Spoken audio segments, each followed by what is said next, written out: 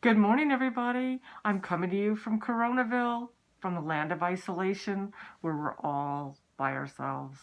I'm actually in Portland, Oregon with my mom, and this is what happens when you isolate. I am in a land with no hair dryers.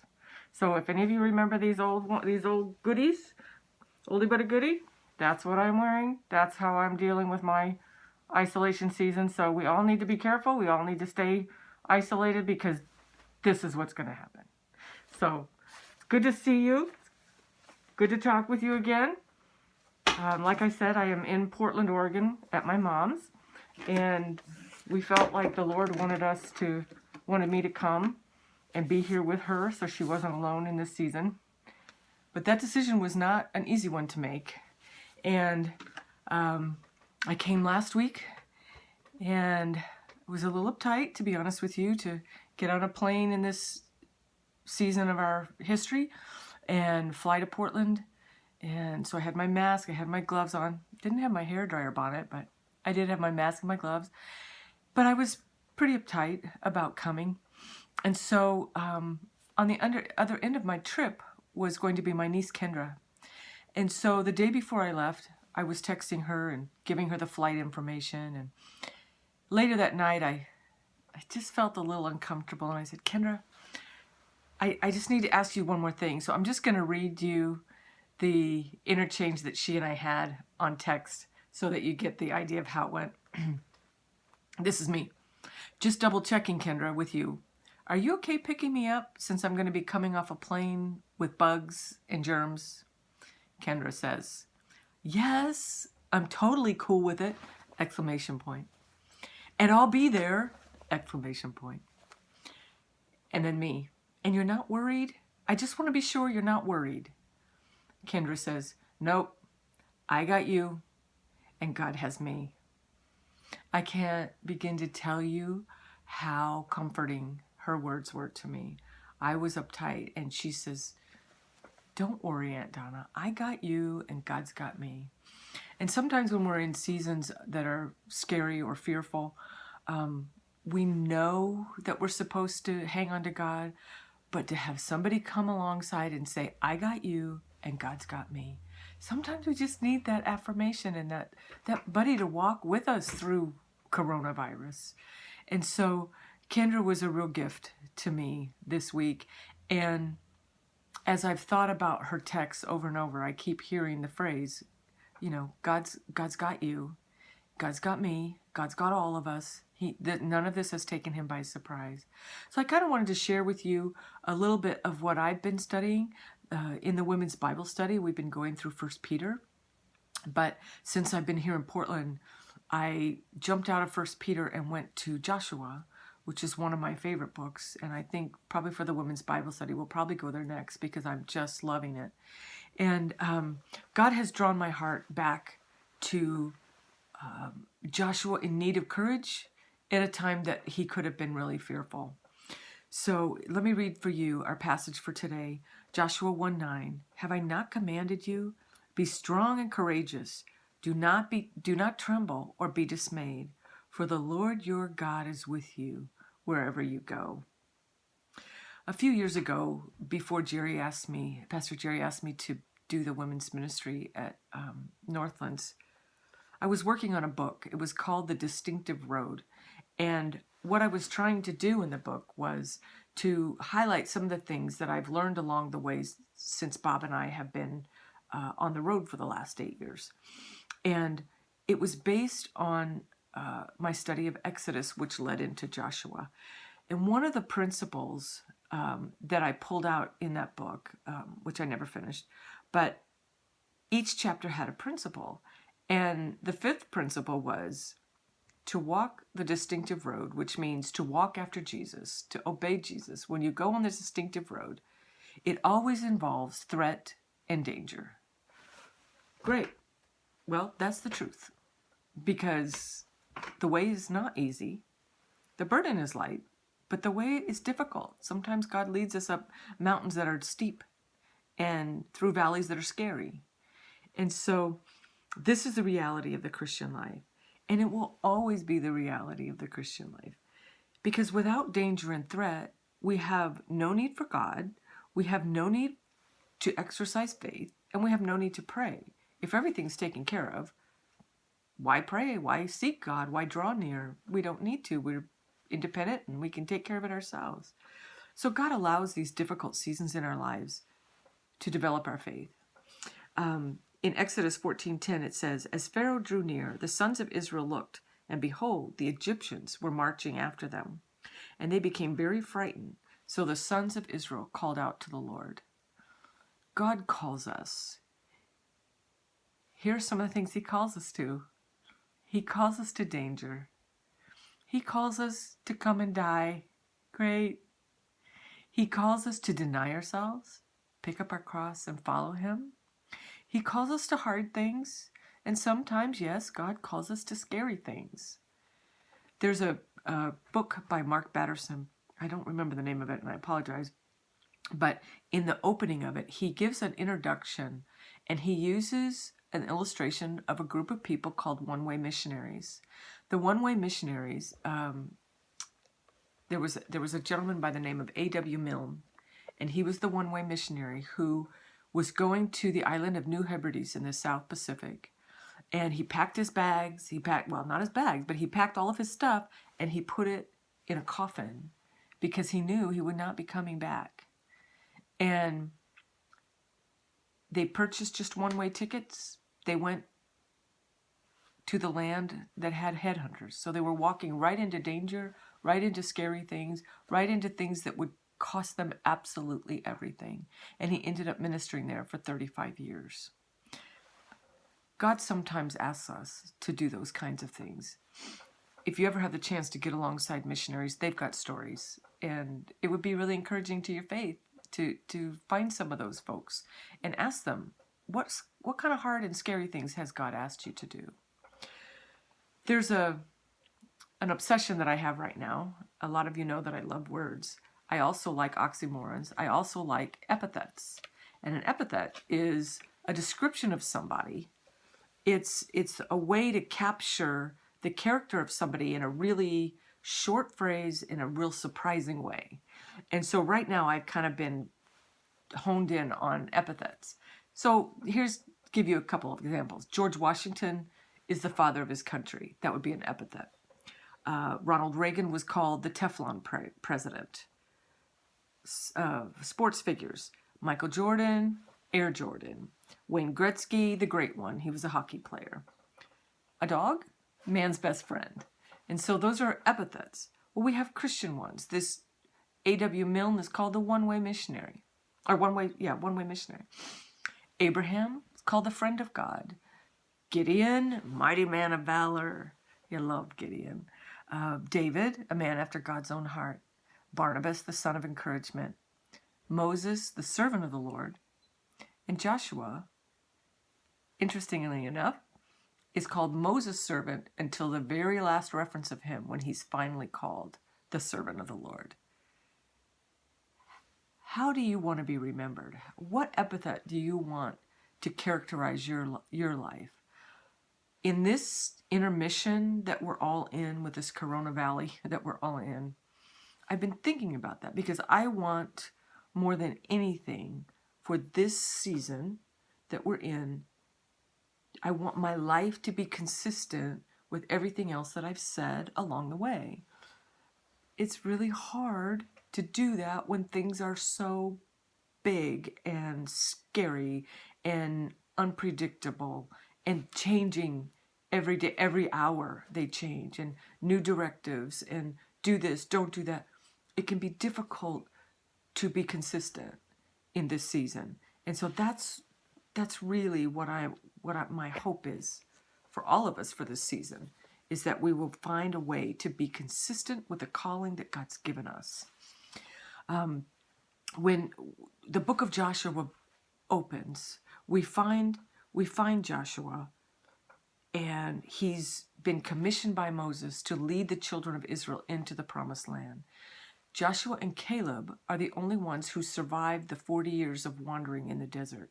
And the reason they did is important, and it's important for us. Let me read to you Numbers 14:24 And it says, "But my servant Caleb, because he has a different spirit and has followed me fully, I will bring into the land which he entered, and his descendants shall take possession of it." And then in Numbers 32:12, "For they, the people, did not follow the Lord fully, except Caleb and Joshua, for they have followed the Lord fully." And that's what I want for myself, for all of us at Northlands during this season, and all believers, is to follow the Lord fully in these uncertain times. Here's the interesting thing, okay? I'm not good at math, so I had to Google this. But Moses sent 12 spies into the land of Israel. Joshua and Caleb were 2 of the 12. So when the whole group came back, 10 of the spies gave a terrible report. "Don't go, there's giants in the land, they have pointy teeth, they're scary, we can't do it, there's not enough of us, there's too many of them, they have walls, we don't, we have tents, we have, the whole thing." And so they discouraged the people from taking the land that God had promised them. But it says Joshua and Caleb had a different spirit. So my question to you is, and to myself, do we want to be in the 85% who agree with one another, or do we want to be in the 15% who agree with God? That's a tough place to be because you have to stand alone. You have to be set apart. So do I want to be the person who acts like everybody else, that expected behavior, or do I want to be the exception? And if I'm the exception, guess what? I get to live an exceptional life. One full of blessing, one full of the goodness of God. Yes, there are hard things. Yes, there will be scary things. But if we're willing to be the exception, to stand up against the status quo and obey God when God asks us to do something hard, we will know God in ways that nobody else does. Are we going to focus on the obstacles in front of us, or are we going to focus on the opportunities? This season, this intermission that we're in, has given enormous opportunity to share the gospel. All you have to do is say to a grocery worker, "How are you doing today? How are you? Are you okay?" Text someone you know who's either a nurse or in the medical profession, "I'm praying for you. I'm thinking about you." Okay, this opportunity this season we're in right now, it may feel like it's full of obstacles, but it's not. The door is wide open to share the love and the care and the compassion of Christ. 1 Corinthians 4:2 says, "Let a man so consider us, as servants of Christ and stewards of the mysteries of God. Moreover, it is required of stewards that one be found faithful." And that's what I want. I want my epithet to say, "She was found faithful." I want that more than anything. We're stewards of our possessions, our finances, our time, but we're also stewards of this body. This body is not ours. It belongs to the Holy Spirit.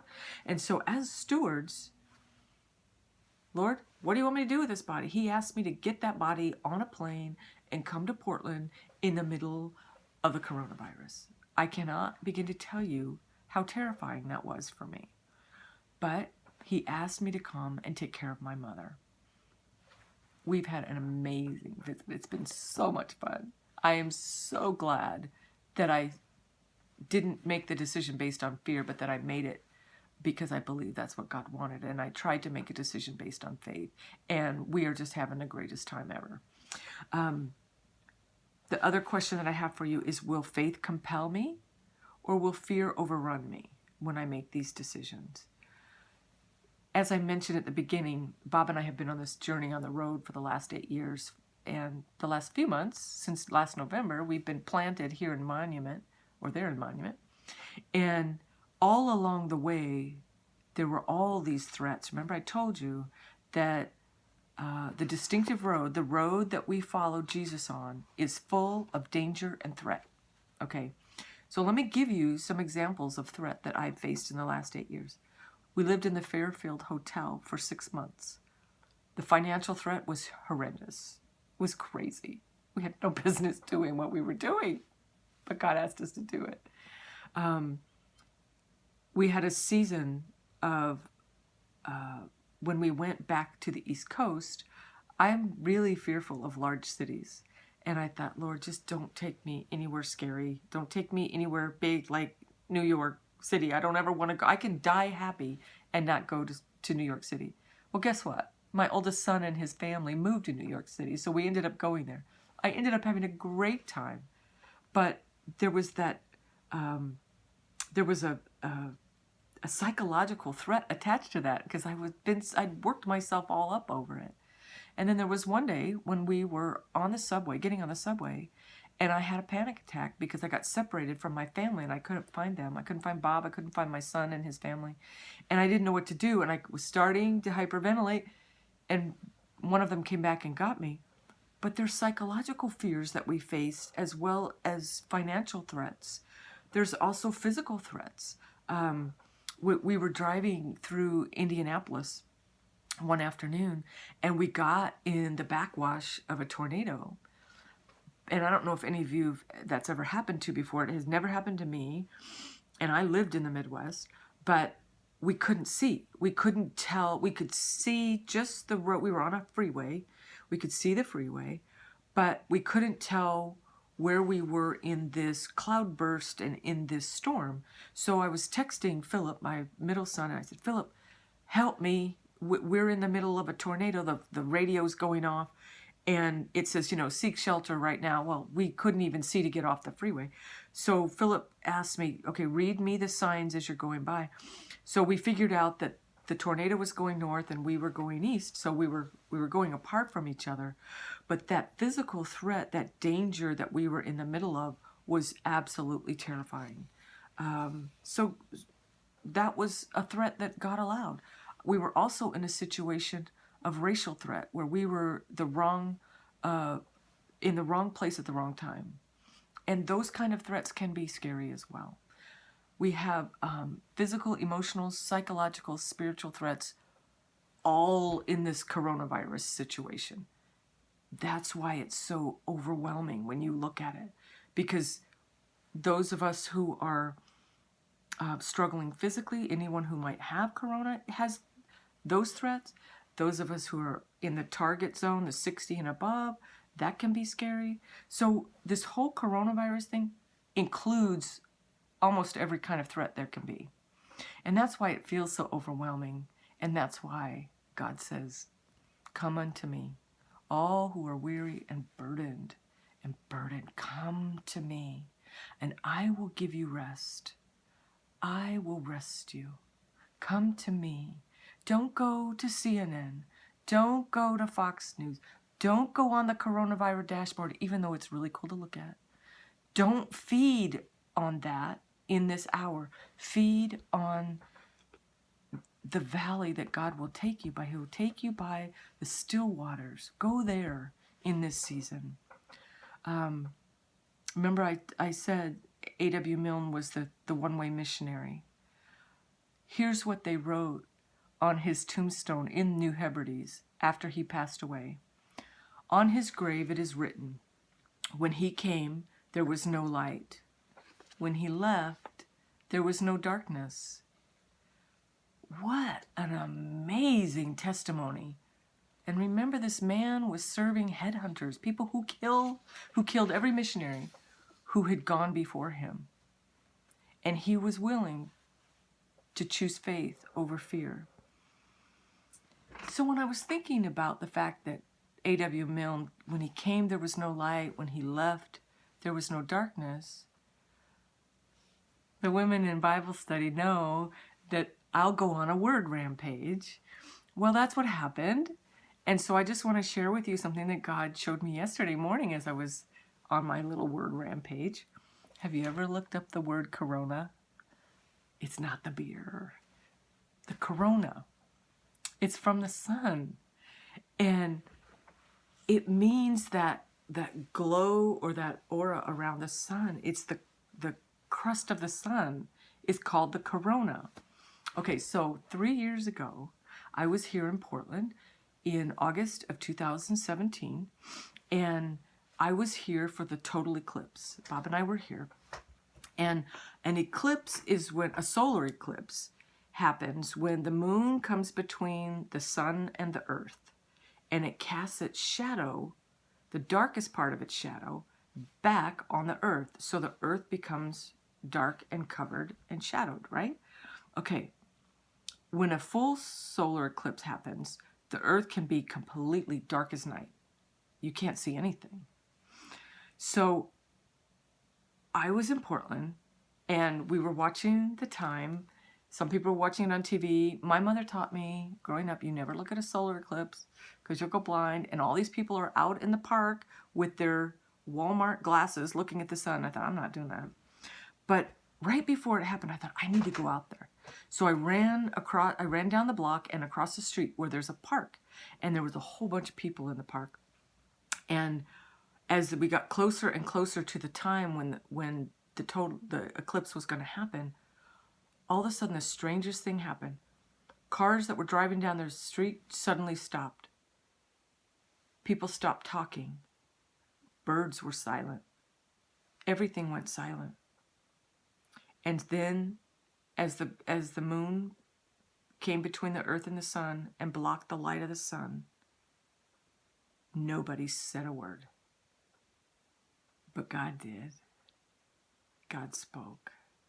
And he said, I made the earth by my power, and I preserve it by my wisdom. With my own understanding, I stretched out the heavens. When I speak in the thunder, the heavens roar with rain. I cause the clouds to rise over the earth. I send lightning with the rain, and releases the wind from my storehouse. We have the opportunity, just like an eclipse. We have this moon come through and it's casting its shadow on the earth. This coronavirus has come and it's cast its shadow in our hearts, in our spirits, in the people around us. My goodness, they are fearful and without hope. We can be that corona of God. We can allow that light to squeeze out behind the darkness and squeeze out and penetrate the darkness. We don't have to be captured by the darkness that's around us. We don't have to be captured by the fear. We can be that light that squeezes out and gives hope to the people who are walking in darkness, to the people who are holed up in their houses, just so afraid because they're watching and they don't know what's going to happen to them or their loved ones.